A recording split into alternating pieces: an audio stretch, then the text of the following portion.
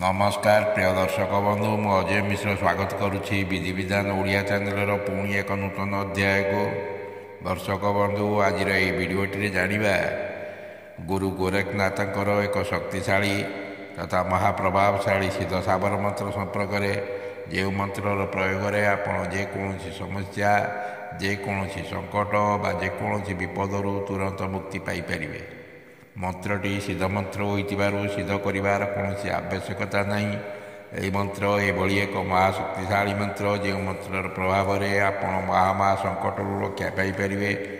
मंत्रटी उच्चारण करने मात्रे आपण समस्त प्रकार विपद संकट धीरे धीरे दूरे जावाई लगी था। यह मंत्रर एक विशेष गुरुत्व है।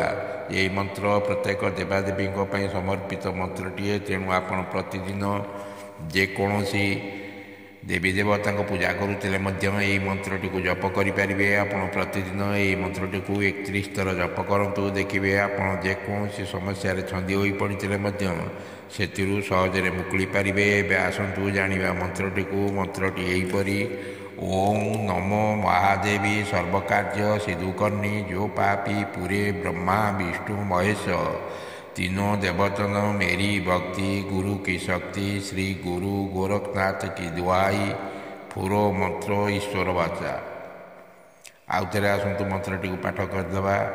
ओं नमो महादेवी सर्वकार्य सिधुकर्णी जो पापी पूरे ब्रह्मा विष्णु महेश तीनों देवतन मेरी भक्ति गुरु की शक्ति श्री गुरु गोरखनाथ की दुआई फुरो मंत्र ईश्वर वाचा। आशा करुँची वीडियोटी आपको निश्चय भल लगी। रोचे धन्यवाद। नमस्कार।